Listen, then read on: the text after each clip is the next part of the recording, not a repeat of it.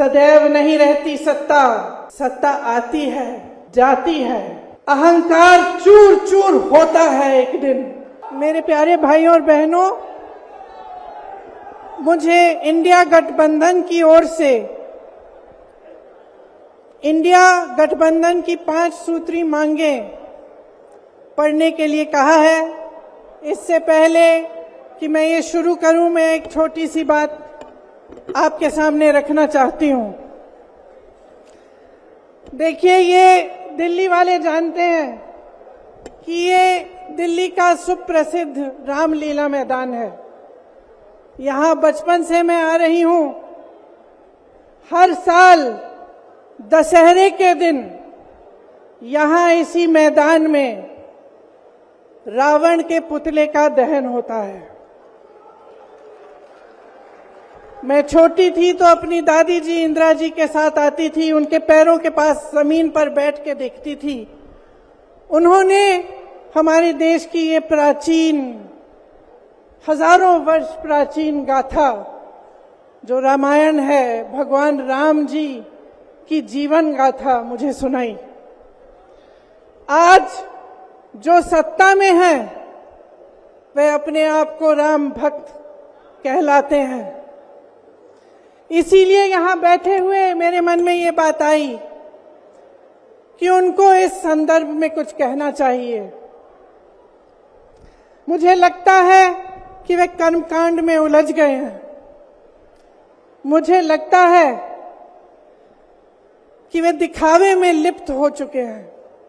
इसीलिए मैं आज यहां खड़े होकर उन्हें याद दिलाना चाहती हूं कि वो हजारों वर्ष पुरानी गाथा क्या थी और उसका संदेश क्या था। भगवान राम जब सत्य के लिए लड़े, उनके पास सत्ता नहीं थी। भगवान राम जब सत्य के लिए लड़े, उनके पास संसाधन नहीं थे। उनके पास तो रथ भी नहीं था।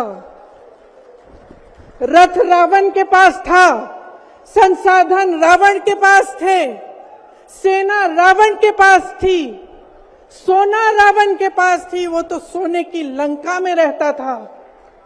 भगवान राम के पास सत्य था, आशा थी, आस्था थी, प्रेम था, परोपकार था, विनय था, धीरज था, साहस था और भगवान राम के पास सत्य था। मैं सत्ता में बैठे हुए सरकार के जितने भी सदस्य हैं, अपने प्रधानमंत्री नरेंद्र मोदी जी को याद दिलाना चाहती हूं कि इस जीवन राम भगवान के जीवन गाथा का क्या संदेश था। सत्ता सदैव नहीं रहती, सदैव नहीं रहती सत्ता। सत्ता आती है, जाती है, अहंकार चूर चूर होता है एक दिन। यही संदेश था भगवान राम का, उनके जीवन का। और आज यहां रामलीला मैदान पर खड़े हुए इंडिया गठबंधन की 5 मांगों को पढ़ने से पहले मुझे ये उचित लगा कि मैं ये संदेश एक बार फिर दोहराऊं। इंडिया गठबंधन की 5 सूत्री मांगें भारत के चुनाव आयोग को लोकसभा चुनावों में समान अवसर सुनिश्चित करना चाहिए। दूसरी मांग, चुनाव आयोग को चुनाव में हेराफेरी करने के उद्देश्य से विपक्षी राजनीतिक दलों के खिलाफ इनकम टैक्स, ईडी और सीबीआई द्वारा की जाने वाली बलपूर्वक कार्रवाई को रोकना चाहिए। तीसरी मांग, श्री हेमंत सोरेन एवं श्री अरविंद केजरीवाल जी की तत्काल रिहाई की जाए।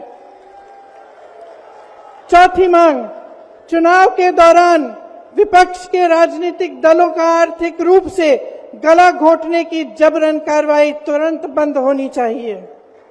पांचवी मांग, चुनावी बांड का उपयोग करके बीजेपी द्वारा बदले की भावना, जबरन वसूली और धन शोधन के आरोपों की जांच के लिए सुप्रीम कोर्ट की निगरानी में एक एसआईटी गठित हो जानी चाहिए। बीजेपी शासन द्वारा पैदा की गई अलोकतांत्रिक बाधाओं के बावजूद इंडिया गठबंधन लड़ने, जीतने और हमारे लोकतंत्र को बचाने के लिए दृढ़ और आश्वस्त है। जुड़ेगा भारत, जीतेगा इंडिया। एक बार मेरे साथ कहिए, जुड़ेगा भारत, जुड़ेगा भारत, जुड़ेगा भारत। धन्यवाद। जय हिंद।